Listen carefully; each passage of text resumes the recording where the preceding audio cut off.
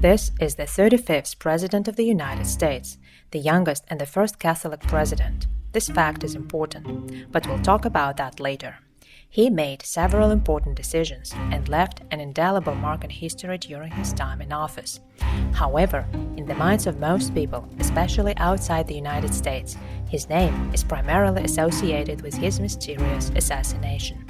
And even though an official killer was found, this murder remains one of the biggest mysteries in US history.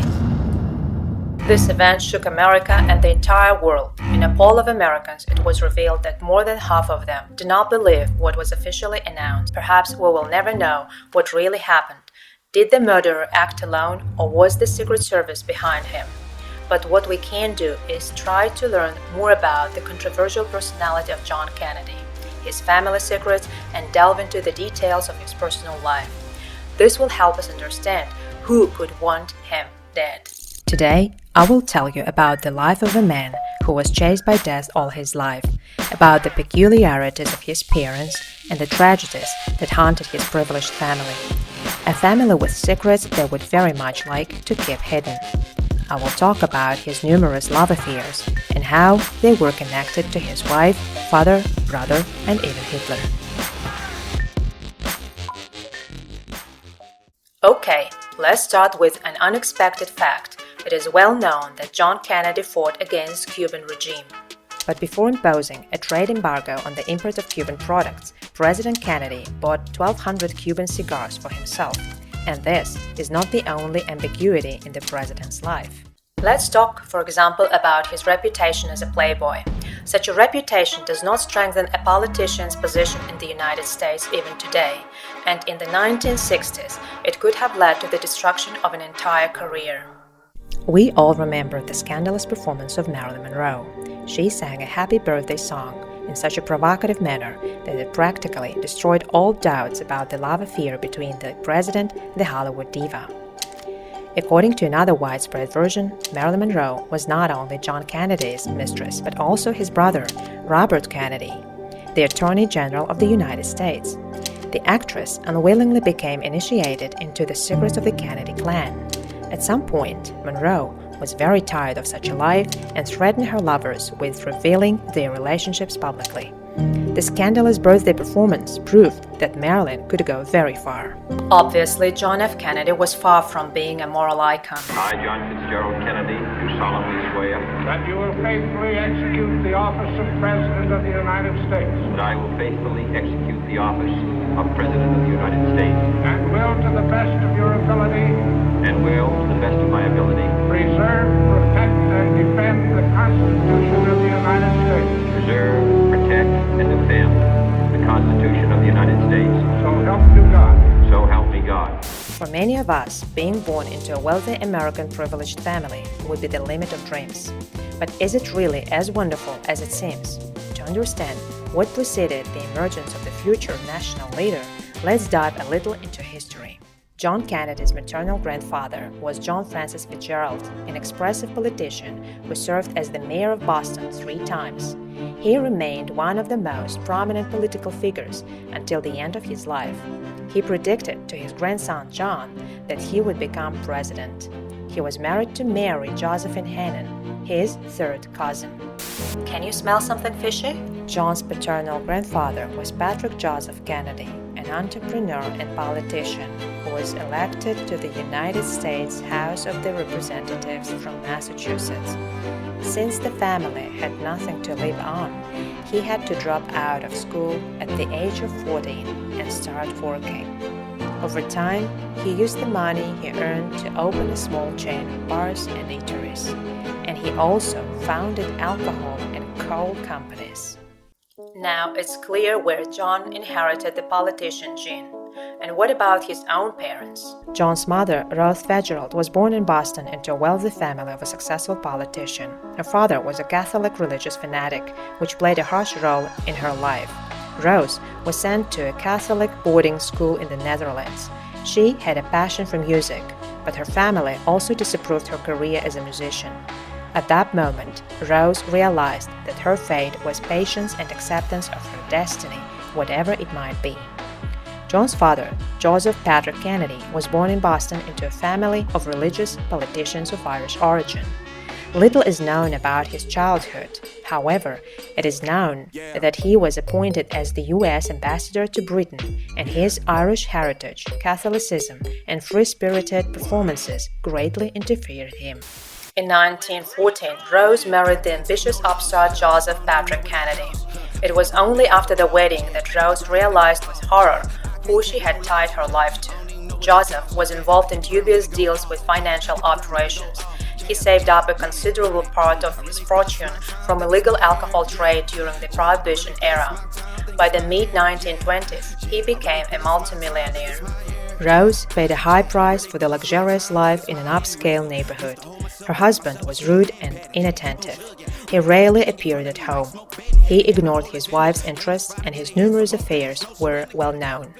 Among his mistresses were actresses Gloria Swanson and Marlene Dietrich.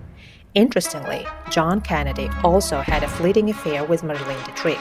Yes, in the 30s, Marlene Dietrich was involved with Joseph Kennedy, and in the early 60s, she briefly crossed paths with John. Furthermore, her daughter recalled how Marlene Dietrich couldn't resist bragging in front of her son-in-law. She pulled out her pink panties from a suitcase and exclaimed triumphantly, "Smell it, this is him, the President of America." John's father had always been an extremely ambitious person. His lifelong dream was to become president. He transferred his dream of becoming the head of state to his sons. And he placed all his hopes on the eldest son, not John. Now, having some understanding of JFK's ancestors, we can understand that he had very little chance of becoming a true role model. So, John Fitzgerald Kennedy was born on May 29, 1917 in Boston. In addition to John, the Kennedy family had 3 boys and 5 girls. John's mother kept a record card for each of the 9 children, noting their height, weight, clothing, and shoe sizes, and the result of their recent checkups with a therapist, dentist, and so on a regular basis. While his father repeatedly expressed support for Hitler, held anti-Semitic views, and at the beginning of World War II, he refused to issue visas to Jews who had escaped from Germany to Britain. John Kennedy received good anti-Semitic upbringing in his family from childhood. The future president of the United States was also a fan of Hitler during his youth. The apple never falls far from the tree. John was such a fan of Hitler that fate gave him a gift in the form of mistress, who had been Hitler's lover too. What a twist! When he was 20 years old and serving in the Navy, JFK began a romantic relationship with Danish journalist Inga Arvad. Kennedy was in love with Arvad, but he was not the only historical figure to fall for her. Before the war, Arvad had interviewed Adolf Hitler, and he loved her so much that she became his mistress. Hitler even called Arvad the perfect example of Nordic beauty. In childhood, John Kennedy was very thin and sickly. Once he became seriously ill with scarlet fever and nearly died. His father had already accepted the fact that John would die. He was frequently ill, and at some point, the family started joking about the number of diseases JFK suffered from. His father even joked that every mosquito biting JFK risked getting infected and dying from such a multitude of illnesses. Despite frequent illnesses, John devoted a lot of time to sports and had a courageous character. By the way, JFK was very different from other boys. While children of his age read comics and played toys, John had a daily subscription to the New York Times. Yes, that's right. Throughout his life, Kennedy's physical illnesses turned out to be more serious than previously assumed. He experienced constant pain from a damaged spine, in addition to difficulties caused by severe digestive problems and Addison's disease. Kennedy had to receive Novocaine injections before press conferences to appear healthy. He also took stimulants, sedatives, hormones, and sometimes up to 8 different medications a day. There were rumors that John Kennedy's increased sexual activity was partly due to the effects of some medications. However, doctors state that hormones, tranquilizers, sedatives, painkillers, and other drugs Kennedy took suppressed sexual desires. Therefore, everything known about his activity in this regard can only be surprising and cannot be medically interpreted. In 1941, his sister Rosemary was admitted to a psychiatric hospital. She was diagnosed with developmental delay. Their father himself insisted on lobotomy. It's simply unthinkable now. The lobotomy completely deprived the 23-year-old girl of her mind. 3 years later, their eldest son, Joseph Jr., died in the war. His father mourned the loss of his eldest son and told Jack that the wrong son had died. In 1948, another tragedy struck. Kathleen died in a plane crash. In 1960, John fulfilled his father's dream by becoming president for him against his own will. For a decade, it seemed like the family had escaped the curse. John survived the battles of World War II, defeated Nixon in the presidential elections, and embarked on reforms. He was young, active, and America melted at his smile. And yet? Firstly, he was profoundly ill. Secondly, in the middle of a workday, John could drink, smoke marijuana, or sniff cocaine. And finally, like his father, he was a prolific womanizer. His marriage to the beauty Jacqueline did not settle him down. There are numerous confirmed facts about Kennedy's personal life. Right before his wedding, he had a long relationship with a Swedish woman named Gunilla von Post. The following women are also included in his list of mistresses: Pamela Turner, Judy Campbell Exner, Audrey Hepburn, Marilyn Monroe, Mimi Alford, and Mary Pichot Meyer. Jacqueline Kennedy entered history not only as the wife of the 35th American president, but also as a style icon. Although she knew about her husband's numerous affairs, she herself engaged in romantic intrigues with gangsters. The First Lady also secretly met with her husband's younger brother, Robert Kennedy. The affair continued after Kennedy's death and until Robert's assassination. After Kennedy's assassination, she has been in mourning for 5 years. Then she married Greek billionaire Aristotle Onassis. Their marriage was a deal. The 62-year-old tycoon offered her marriage to secure a place in American high society, and in return, she gained financial independence and the long-awaited security. For 40 years, she smoked 3 packs a day. She quit smoking after being diagnosed with cancer in early 1994, but it was too late. In May 1994, Jacqueline Kennedy Onassis passed away at the age of 64. Robert Kennedy also ran for the presidency at the urging of his father.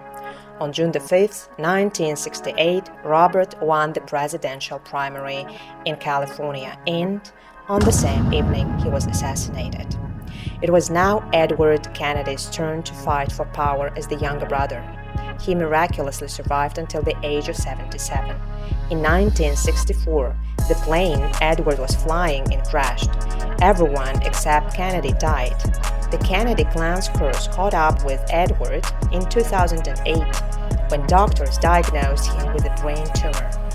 On August 25, 2009, the last of the brothers passed away. With the death of Joseph Patrick Kennedy and all his sons, the tragedies of the clan did not end. The only surviving son of John and Jacqueline Kennedy, John Jr., did not enter politics and instead chose journalism as his life's work. But even that couldn't save him from misfortune. In 1999, he crashed in his private plane during a storm. Along with him, his wife Carolyn and her sister Lauren died. Robert Kennedy's son, David Anthony, the only one of the 11 children, witnessed his father's assassination while watching television. It shook the boy and ultimately destroyed him. He became addicted to drugs and died of a cocaine overdose in 1985. Michael, the sixth son of Robert Kennedy, died while vacationing at a ski resort in Aspen. The 39-year-old man's heart stopped at the hospital. Finally, in 2011, the eldest daughter of Edward Kennedy, Cara Ann, passed away. She had recovered from lung cancer in 2002 but became a victim of a heart attack 9 years later. The last deceased child of Joseph and Rose Kennedy out of their 9 children was Jean Kennedy. She served as the U.S. ambassador to Ireland and passed away in 2020 at the age of 92. 3 years after John Kennedy's assassination, his brain was removed from his head and kept in the National Archives cabinet, but then it disappeared. Its whereabouts are still unknown. John F. Kennedy is a unique figure in American history because he was the youngest president and the first Catholic president in U.S. history. Joseph Biden is the second Catholic to hold the position of the head of America after John Kennedy. Throughout U.S. history, there hasn't been a single atheist among American presidents. The vast majority belonged to some denomination, and only two were deists, meaning they believed in the existence of God but rejected institutional religion. These two were Thomas Jefferson and Abraham Lincoln.